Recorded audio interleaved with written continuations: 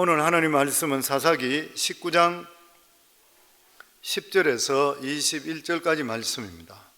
그 사람이 다시 밤을 지내고자 하지 아니하여 일어나서 떠나 여보스 맞은편에 이르렀으니 여보스는 곧 예루살렘이라. 안장지운 낙이 2마리와 첩이 그와 함께 있었더라. 그들이 여보스에 가까이 갔을 때 해가 지려 하는지라.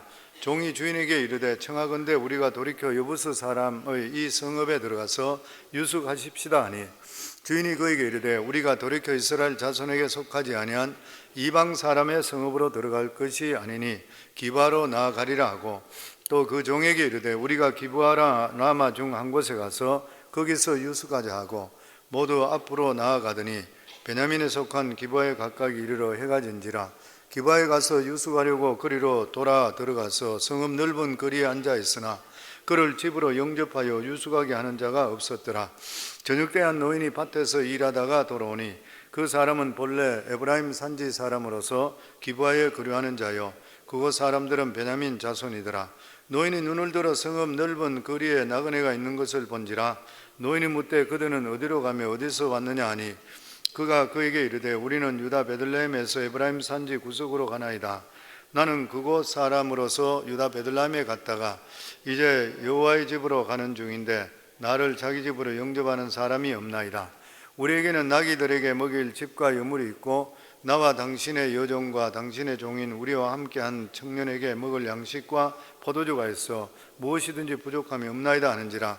그 노인이 이르되 그대는 안심하라. 그대의 설 것은 모두 내가 담당할 것이니 거리에서는 유숙하지 말라 하고, 그를 데리고 자기 집에 들어가서 나귀에게 먹이니 그들이 발을 씻고 먹고 마시니라. 아멘. 어떤 책에 교회와 그리고 세상 관계는 마치 강물과 이 바닷물이 합치는 것과 같다, 그렇게 표현한 것이 있었습니다. 다시 말해서 교회 안에서 부흥의 불길이 일어나게 되면, 그리고 강력한 말씀이 일어나게 될 때 말씀의 능력이 세상 속으로 파고 들어가는 것이요, 그래서 세상이 변화된다는 것입니다. 그러나 교회의 부흥의 역사가 끊어지게 된다면, 말씀의 역사가 없어지게 되면 세상의 타락한 풍조가 교회로 들어오게 되는 것이요, 그때는 교회가 성적으로나 윤리적으로 세상과 똑같아진다, 이렇게 말을 했습니다. 그렇기 때문에 한 사회에서 하나님 나라의 백성 그리고 교회의 도덕 상태가 얼마나 중요한지 모르는 것이요, 그 사회의 전체 도덕 수준을 보여주는 척도가 뭐냐면 교회고 성도라는 것이죠. 하나님의 백성은 바른 믿음으로 바른 도덕 위에 있으면 그 사회는 절대로 망하지를 않는 것이요, 왜냐하면 아무리 죄가 간영한다 하더라도 의인 연명이 있기 때문인 것입니다. 그런데 특별히 하나님의 종들, 목회자, 성직자들의 도덕의 수준이 바로 그 사회 전체의 사활을 결정하는 너무나도 중요한 일이라 그렇게 했습니다. 사사기는 부흥의 역사입니다. 사사기는 여러 가지 문제가 많았지만 일단 부흥이죠. 왜냐하면 이스라엘이 영적으로 침체할 때마다 하나님께서 그들에게 특별한 사람이 아니라 평범한 사람에게, 이름 없는 사람들에게 성령의 능력이 임함을 통해서 부흥의 불길을 일으켰던 그러한 시대가 바로 사사기였던 것이요. 그런데 이렇게 부흥의 불길이 일어났는데도 불구하고 끝까지 부흥이 일어나지 않고 망한 지파가 두 지파가 있습니다. 우리가 잘 알고 있는 하나는 단 지파요, 다른 하나는 베냐민 지파입니다. 그런데 이 두 지파 모두 다가 타락한 레위인, 즉 말씀을 떠난 제사장이 좋지 못한 역할을 통해서 이 두 지파가 망하게 되었는 것이요, 이것을 볼 때 오늘날도 수많은 교회가 있고 수많은 교회 종들이 있지만 바른 교회 그리고 바른 종을 만나는 것이 얼마나 중요한 일인지를 모르는 것이요, 잘못하면 인간이 가장 소중한 영혼을 도둑맞게 되는데, 영혼을 도둑맞게 될 때는 재산을 손해보는 것보다 몇천 배 몇만 배 손해를 보는 것이요, 좋은 교회를 만나서 이 교회 생활하는 것, 신앙생활하는 것은 좋은 배필을 만나서 함께하는 만큼 중요한 일이라 그래요. 우리 신앙인들은 그렇잖아요. 저도 평신도 생활 20여 년 동안 하면서 교회적으로 얼마나 힘든 일이 많은지 몰라요. 목회자들의 잘못으로 인해서 이런 것들을 봤기 때문에 항상 그래 되게 되면 살아가는 삶도 자꾸만 힘들어지는 것이에요. 그러니까 우리가 신앙을 안 가졌다 그러면 가정이 제일 중요해요. 두말할 필요가 없는 것이죠. 근데 신앙을 가졌다 그러면은 가정과 신앙이 병행될 수 있어야 됩니다. 그만큼 교회가 중요한 일인 것이죠. 기독일보에 나온 좋은 교회를 정하는 7가지라는 그러한 글이 있었습니다. 기독일보에 나왔는데 그 첫 번째가 뭐냐면은 교회의 중요성을 알아라. 좋은 학교를 욕심내듯이 신앙인들은 좋은 교회를 욕심내야 한다. 많은 사람이 교회는 가까워야 한다고 이야기한다. 좋은 교회가 가까이 있다면 그보다 더 좋은 일은 없지만 좋은 교회가 멀리 있다면 거리를 따지 말고 그 교회를 찾아가야 한다. 원칙을 이야기하자면 자기 집을 기준으로 교회를 정하지 말고 교회를 기준으로 자기 집을 정해야 한다. 이 맞는 말이잖아요. 두 번째로 정직한 부담을 요구하는 교회를 찾아라. 현대인처럼 부담 갖기를 싫어하는 그러한 사람은 없을 것이라. 그래서 사람들은 교회를 선택할 때도 부담이 없는 외형적으로 큰 교회를 선택하려 하는 경향이 많다. 대형 교회는 사람이 많아 누가 누구인지 모르기 때문에 부담 없이 숨어서 교회 다니기가 좋기 때문이다. 그런데 부담 없이 다닐 수 있는 교회, 교인들에게 어떠한 부담도 주지 않으려고 하는 교회는 절대로 좋은 교회가 아니다. 교인들에게 부담이 될까 헌금에 대해 설교하지 않는 교회는 선택하지 않는 것이 좋다. 그렇다고 강제 모금하듯이 의무적으로 건축 헌금을 작정케 하고 장로, 권사, 안수, 집사, 임직을 빙자해서 헌금을 강조하는 교회는 절대적으로 피하길 바란다. 예수님은 누구든지 나를 따르려거든 자기를 부인하고 자기 십자가를 지고 쫓아라 하셨다. 부담 없이 교회 생활을 한다는 것은 신앙을 키우는 것은 불가능한 일이다. 그리고 세 번째가 예배가 살아있는 교회를 찾아라. 교회를 선택할 때 가장 중요한 것은 예배이다. 교회는 봉사하기 위해 가는 것이 아니라 예배드리기 위해서 가는 것이기 때문에 봉사할 교회를 찾는 것이 아니라 예배할 교회를 찾아야 하는 것을 알기 바란다. 그리고 네 번째로 선교와 구제에 대한 열정과 비전이 있는 교회를 찾아라. 교회 재정을 우선적으로 자기 교회를 돌보는 데만 사용하는 교회는 썩 좋은 교회라 할 수 없다. 교회 재정의 몇 %를 교회 밖의 일을 위하여 사용하는지를 살펴보는 것이 좋은 교회를 선택하는 좋은 기준이 된다. 다섯 번째, 교회 교육에 관심을 가지고 투자하는 교회를 찾아라. 여섯 번째, 성도의 교제가 아름다운 화평한 교회를 찾아라. 일곱 번째, 이렇게 좋은 교회를 만나기 위해서 기도하라. 오늘 말씀은 이 베냐민 지파의 몰락을 보여주고 있습니다. 그런데 이것에 기록된 일은 도저히 이스라엘 백성 안에서 일어날 수 있는 일이라고 상상할 수 없는 그런 일이었습니다. 어느 레위인이 첩이 있었는데 우리가 잘 아는 이야기입니다. 앞부분에 나왔던 이야기. 이 첩이 부정을 저질러서 집에서 도망쳐서 친정집으로 가버렸던 것이에요. 그랬을 때에 이 레위인이 자기 첩을 찾아가는 것이에요. 그리고 나서 찾아서 다시 돌아오다가 중간에 해가 져서 같은 이스라엘 백성인 베냐민 지파가 살고 있는 기브아 성에 유숙하게 되었는데 이 기브아에는 동성연애자 깡패들이 몰려와서 이 레위인을 남자를 동성애지니까 레위인을 강간하려 했던 것이에요. 그래서 이 레위인은 자기가 살기 위해서 자기 첩을 집 밖으로 내어주게 되고 그리고 그 깡패들이 이 여자를 밤새도록 윤관하게 되면 통해서 아침에 보니까 이 여자가 죽어 있었는 것이에요. 그랬을 때 이 레위인은 여자의 시체를 토막내어서 이스라엘 전체 12지파로 보내면서 고발했습니다. 내가 기브아에 가서 이런 일을 당했다고. 이스라엘 백성들은 여자의 토막난 이러한 시체를 받으면서 전부 다가 흥분하게 되었고 결국 이스라엘 전체와 베냐민 지파가 전쟁까지 이르게 되었고 결과적으로 이스라엘 백성들이 많이 죽고 베냐민 지파는 거의 몰살돼서 남자만 600명 살아남고 전 족속들이 남녀 할 것 없이 어린아이까지 다 죽어버렸던 거예요. 얼마나 비극적인 일인지 모르고 한 지파가 없어지는 것이에요. 이러한 사건입니다. 그런데 여기 보면은 1자는 1절의 말씀 이런 말이 있습니다. 이스라엘에 왕이 없을 때라. 이런 사건이 언제 일어났나? 왕이 없을 때라. 만약에 왕이 있었다면 이 정도 비극은 막을 수 있었을 것이라. 다시 말해서 사람들은 통제를 받아야 됩니다. 아무리 똑똑한다 하더라도 다른 사람으로부터 통제를 받을 필요가 있는 것이에요. 그렇게 할 때에 불필요한 이러한 희생을 당하지 않게 되는 것입니다. 여기 보면 한 레위인이 첩을 데리고 살았는데 레위인은 이스라엘 백성 등에 하나님의 백성의 말씀을 가르치는 그런 사람이에요. 아무리 에브라임 구석진 데서 하나님을 모시고 있다 한다 하더라도 이스라엘 전체에 영향력을 줄 수 있는 그러한 사람이었습니다. 그런데 첩을 두고 살았던 것이에요. 사사기에 보게 되는 것은 이것은 굉장히 심각한 문제입니다. 왜냐하면 종교 지도자를 할 수 있는 레위인 제사장이 첩을 두기 때문인 것이에요. 우리가 잘 알고 있듯이 율법에 보면 레위인이나 제사장은 결혼에 대해서 굉장히 엄격하게 규정되어 있습니다. 그 이유는 뭐냐면 이들이 바로 하나님을 섬기는 사람이기 때문인 것입니다. 그래서 율법에는 레위인들은 반드시 처녀와 결혼하게 되어 있고 성적으로 문제 있는 사람은 절대로 제사장이 돼서는 안 되는 것이에요. 그런데 이 레위인은 첩을 두었던 것이에요. 그런데 이 첩의 행실이 좋지 않아서 다른 남자와 부정을 저지르고 자기 아버지 집으로 돌아갔습니다. 그런데 문제는 이 레위인이 이 첩을 잊지 못해서 유다 베들레헴까지 찾아가는 것이에요. 여기서 비극이 시작되는 것입니다. 레위인이 첩을 두는 것 자체가 부끄러운 일이요. 이번 기회에 정신을 차리고 하나님께로 다시 돌아가고 바른 레위인이 됐어야 되는 것이에요. 그렇다면 이 레위인은 이 일이 오히려 전화위복이 되었을 것입니다.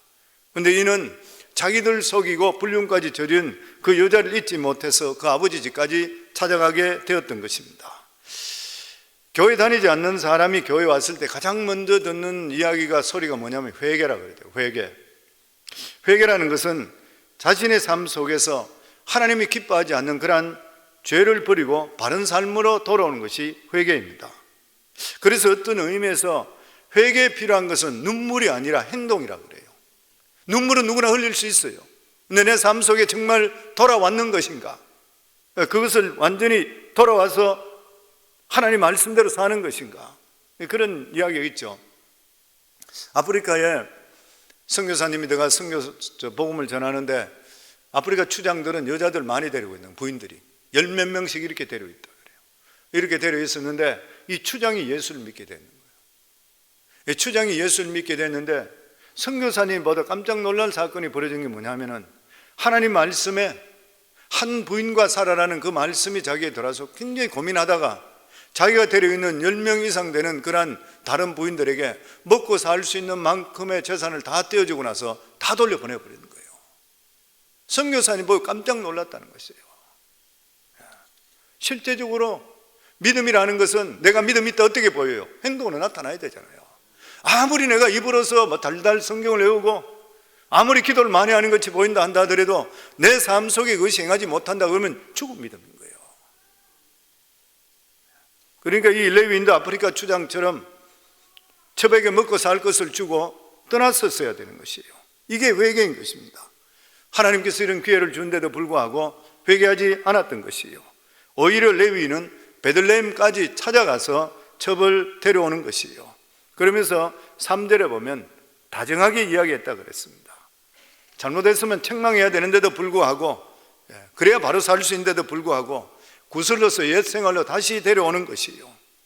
이스라엘은 행함하는 자는 돌로 쳐서 죽이라 했는데도 불구하고 그리고 나서 처갓집에서 며칠 동안 유하고 있다가 그리고 나서 다시 5째 날에 늦게 출발하게 돼요. 그런데 이 베들레헴에서 에브라임 북쪽까지는 하루길로 못 가는 거리입니다. 그런데 오후에 늦게 출발해 버렸으니까 중간에서 노숙할 수밖에 없는 것이에요. 그래서 이 레위인 일행은 워낙 늦게 출발했기 때문에 베들레헴에 떠난 지 얼마 안 돼서 날이 어두워졌습니다. 오늘 읽은 11절에서 12절입니다. 같이 읽겠습니다. 그들이 여부스에 가까이 갔을 때 해가 지려 하는지라 종이 주인에게 이르되 청하건대 우리가 돌이켜 여부스 사람의 이 성읍에 들어가서 유숙합시다 하니 주인이 그에게 이르되 우리가 돌이켜 이스라엘 자손에게 속하지 아니한 이방 사람의 성읍으로 들어갈 것이 아니니 기바로 나아가리라 하고, 여기서 여부스는 예루살렘의 옛 이름입니다. 예루살렘이 여부스였던 거예요. 거기에 여부스 족속들이 살았어요. 그런데 이스라엘 백성들이 여부스 족속을 완전히 쫓아내지 못했기 때문에 여부스 족속들이 예루살렘에 차지하고 살았습니다. 그래서 레위인의 종은 어두워지니까 이 예루살렘 성 여부스로 들어갑시다 이렇게 이야기했을 때 레위인이 이야기하기를 이방족 속에 들어가서 어떤 봉변을 당할지 모르니까 이왕 유숙할 바에는 같은 동족이 있는 이스라엘 백성이 있는데 찾아가서 있는 것이 안전한 것이 좋으니까 그곳에 가자, 그렇게 했던 것이요. 결과적으로 가장 안전한 곳이라 찾아간 것이 가장 위험한 곳이었던 거예요. 15절 말씀입니다. 기브아에 가서 유숙하려고 그리로 돌아 들어가서 성읍 넓은 거리에 앉아 있으나 그를 집으로 영접하여 유숙하게 하는 자가 없었더라. 기브아 사람은 아무도 레위인 일행을 영접하지 않았는데 그 이유를 알지를 못했던 것이요. 왜 그러냐면 이 기브아 안에는 굉장히 못된 동생 연애자 깡패들이 있었습니다. 누구든지 새로운 사람들이 바깥에서 들어오게 되면 급탈하고 그리고 주인에게까지 행패를 부렸던 것이요. 이 기브아는 소돔과 고모로와 같은 타락했던 도시였던 거예요. 사실 이 레위인의 사생활과 그리고 기브아 사람들의 동성애는 아무 관계가 없습니다. 그러나 레위인은 나쁜 시간에 나쁜 장소에 걸려서 결국 엄청난 사건의 본인이 되어버렸던 것이요, 장본이 되었습니다. 그 이유가 뭐냐면은 레위인의 사생활은 자기 사생활로 끝나는 것이 아니기 때문인 것이요. 레위인의 도덕성은 이스라엘 전체 백성의 도덕성을 보여주는 지표가 되는 것이요.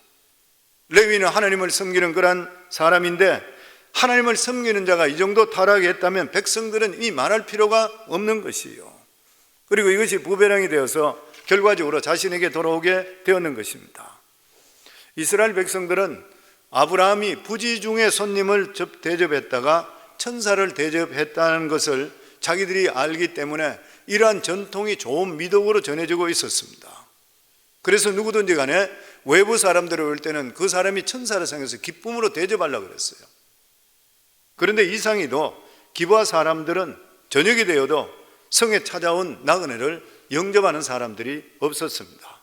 그래서 레위인 일행은 누군가의 도움을 받으려고 성읍 거리 복판에 그냥 자기 좀 데려가서 이렇게 해서 기다리고 있었던 것이에요. 그래서 이제 밭에서 일하고 오던 한 노인이 그들을 보고 나서 자기 집으로 데려갑니다. 16절 말씀입니다. 저녁 때 한 노인이 밭에서 일하다가 돌아오니 그 사람은 본래 에브라임 산지 사람으로서 기브아에 거류하는 자요 그곳 사람들은 베냐민 자손이더라. 이 노인이 레위인을 자기 집으로 데려간 이유는 그곳 사람이 아니었기 때문인 것이에요. 이 노인은 원래 에브라임 사람이었었는데 같은 동양이죠. 레위인과 같이 살았던 그런 사람입니다. 그런데 어떻게 해서 여기 살게 되었던 것이요. 그런데 이 노인이 이 사람을 실제적으로 자기 집에 데려가서는 안 돼요. 왜냐하면 이 동네가 이런 동네이기 때문에 당신들 빨리 이곳을 벗어나세요. 그렇게 이야기하는 게 맞는 것이에요. 그런데 이 레위인은 가장 위험한 곳이 안전한 곳인 줄 알고 노인 따라가서 기분 좋게 먹고 마셨던 것이에요. 그 다음에 무슨 일이 일어날지를 전혀 예상하지를 못했던 것이에요. 보면 오늘 이것은 대다수 사람들이 처한 상황과 마찬가지입니다. 자신의 앞으로 무슨 일이 일어날지 아는 사람이 없어요. 무슨 일이 기다리는지를 모르기 때문에 무조건 먹고 마시고 놀기에 급급한 것이에요. 보면 그러나 위험한 것은 빨리 나가는 것이 가장 상책인 것이고 사는 길인 것입니다. 성도님, 우리는 하나님의 은혜가 에워싸고 있기 때문에 안전한 줄 믿으시기를 주의 이름으로 축원합니다. 아멘. 하나님께서 우리를 지켜주시지 않으시고 손을 놓는 순간에는 어떤 재앙이 우리 속에 터질지를 모르는 것이요. 그래서 우리는 위기를 피하려면 평소에 하나님 말씀대로 살 뿐만 아니라 말씀이 있는 곳으로 오셔야 돼요. 말씀대로 살려고 하셔야 되는 것이고, 그리고 내 욕망을 십자가에 못 박아야 되는 것입니다. 그래야 하나님께서 죄의 구렁텅이에서 위기에서 우리를 나가게 만들어 주시고 보호해 주시게 되어 있는 것이에요. 보면 그런데 평소에 하나님 말씀을 붙들지 않는 이러한 사람은 위험한 곳을 가장 안전한 곳으로 찾아가 버려요. 결국 밤이 되었을 때에 기브아 사람들은 이 노인 집에 몰려들어서 그 집에 들어오는 사람을 끌어내라고 소리칩니다. 그러면서 우리가 그와 상관하겠다 그랬어요. 이 동성애자들이 남자끼리 하는 그런 말이죠. 남자끼리 관계를 맺겠다는 것이에요. 그런데 중요한 것은 어떻게 해서 하나님을 믿는 기브아가 이런 악의 소굴이 되었는 것인가? 베냐민 지파가 믿음적으로 열심히지 못해서 그렇습니다. 왜냐하면 이 베냐민 지파 사람들은 유다 사람들이 이 예루살렘을 빼앗아 줬어요. 그러면 여부수 족속들을 다 자기들이 들어가서 완전히 청소해버리고 자기들이 들어가 있어야 돼요. 그런데 그런데도 불구하고 이 사람들은 음식을 좋은데 입에 넣기 싫어하는 것과 마찬가지로 이 여부수족들과 싸우기가 싫어져서 결과적으로 믿음적으로 서지 못함을 통해 자기 자녀들이 어떻게, 부모가 이러니까 자기 자녀들이 동성애가 된 것을 방관할 수밖에 없었던 것이요. 그리고 깡패가 되었던 것이요. 보면 나중에 이스라엘 백성들이 베냐민 지파들에게 이야기하기를 이 여인을 이렇게 만들었던 그 깡패들 동성애자를 우리에게 내놔라, 그렇게 연락을 했잖아요. 이들만 우리에게 보낸다 그러면은 너희들과 전쟁을 할 필요가 없다. 왜냐하면 이 사람들이 사람을 죽인 장본인이다. 이 깡패 이산 내놔라. 당연히 내놔야 되는데 자기들은 절대 못 내놓겠다는 거예요. 그래서 전쟁이 붙어버렸거든요. 이 사람들이 왜 못 내놨는 것인가? 그 깡패고 동성애자들이 누구냐 하면은 이 기브아에 사는 이 사람들, 베냐민 지파의 중직자들, 그리고 또한 귀족들, 이런 사람들이 자녀였다 그래요. 그러니까 내놓을 수 없는 거예요. 그 영향력을 가지고 있는 사람들이. 이게 참 우리들의 진짜 귀한 교훈입니다. 우리가 알아야 될 것이 무엇인가 하면은 믿는 자의 자녀들이 자동적으로 하나님의 자녀 되는 것이 결코 아니라는 것이에요. 부모는 자녀들의 신앙을 위해서 무엇인가 희생해야 돼요. 계속적으로 관심을 가질 수 있어야 되고, 아이들이 뭘 하는지 살펴볼 수가 있어야 되고, 계속적으로 모니터링 해줄 수가 있어야 되고, 부모가 믿음 안에 사는 모습들을 자녀들에게 보여줄 수 있어야 되는 것이에요. 우리나라 부모들은 부모 자식에 대해서, 교육에 대해서 굉장히 많은 희생을 합니다. 부모들이 한참 나이에 미국에 기르기까지 되면서까지 아이들 교육을 위해서 미국 오는 부모님도 많이 있어요. 그러나 자식의 신앙을 위해서 희생하는 사람은 많지를 않는 것이에요. 오히려 부모 중에 자식들이 교회에서 시간을 너무 오래 가질까 봐 걱정하는 사람들이 있는 경우가 참 많이 있습니다. 부모들은 자녀들이 신앙적인 것보다는 세상적으로 출세하기를 원하는 것이에요. 그러면 어떻게 되는 것입니까? 나중에 자식은 배나 지옥 자식 만드는 것이에요. 왜 베냐민 지파가 망해버렸겠습니까? 부모가 자식의 신앙을 위해서 그 영적인 희생을 하지 않았기 때문인 것이에요. 교회 중직자들도 얼마나 많은 사람들이 자식들이 머리가 크고 나서, 목회자도 마찬가지고, 자식들이 머리가 크고 나서부터 자기 마음대로 할 수 없고 교회는 잘 다니지 않으니까 얼마나 교회에 기도하는지 몰라요. 물론 하나님께서 더 큰 사람으로 깨트려서 하는 경우도 있지만 그 고통이 얼마나 힘든 것이에요. 보면 나중에 성경 말씀에 보면 이스라엘이 망하게 됐던 이유가 뭐냐면 기브아 때부터 이들이 죄를 지었기 때문이라 이렇게 말씀합니다. 호세아 9장 9절에 보면 그들은 기브아 시대와 같이 심히 부패한지라 여호와께서 그 악을 기억하시고 그 죄를 벌하시니라.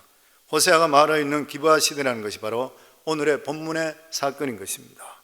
결국 이스라엘의 죄가 보편적으로 퍼져 있다가 멸망하여 버리고 말았던 것이에요.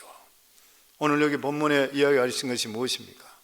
하나님의 말씀을 멀리하고 정욕을 다스리지 못한 레위인이나 그리고 베냐민 사람들이 전혀 생각지도 않았던 곳에 만나서 죄가 폭발해서 전쟁이 벌어지고 말았던 것이요. 우리도 정신을 차려야 되는 것이요. 더 강한 성령의 역사가 우리 속에 일어날 수가 있어야 되는 것이고, 이러한 것들이 일어나게 될 때에 우리 교회를 통해, 우리 개인을 통해 세상을 살리는 역사가 임하게 되어 있다고 하는 것입니다.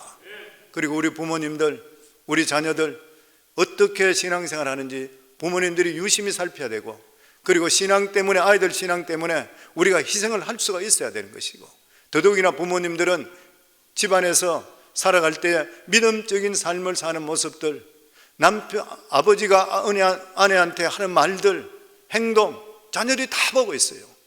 그래서 어떤 딸들은 보면 우리 아버지 같은 남자하고 절대 결혼 안 하기 때문에 나는 나이스하게 잘해주는 사람한테 간다 그러고 딴 사람은 일찍 뛰어가는 사람도 있어요. 아버지도 조심하셔야 되고 어머니도 마찬가지인 것이고 집안에서 믿음 생활 잘함을 통해 자녀들에게 믿음 안에 돌아서 행복하게 살아가는 모습들을 자녀들이 계속적으로 보여줄 수 있어요. 그래야 행복 맹가 일으키잖아요. 그래야지 믿음의 가문 일으킬 수 있게 되잖아요. 우리 인생을 살아갈 때 나이가 들면서 느껴지는 게 뭐예요? 가면 갈수록 느끼는 게 무엇입니까? 자녀들이 잘 돼야 되잖아요. 그 자녀들이 믿음 안에 바로 살고 그리고 바른 정신 살아가고 그리고 행복한 가정 이루게 되는 것만큼 더 중요한 일은 없는 것입니다. 이렇게 하기 위해서는 우리 부모님들, 우리 삶 자체가 신앙적으로 바른 삶을 살아가는 삶으로 가문을 일으키는 것이 얼마나 귀한 일인지 모르는 것이에요. 저는 우리 성광교회가 건강한 교회라고 믿습니다. 좋은 분들이 많이 모였을 뿐만 아니라 하나님께서 그렇게 교회를 세워주셨습니다. 우리 교회 오신 모든 분들이 이러한 귀한 복을 자손대대로 받을 수 있기를 주의 이름으로 축원합니다.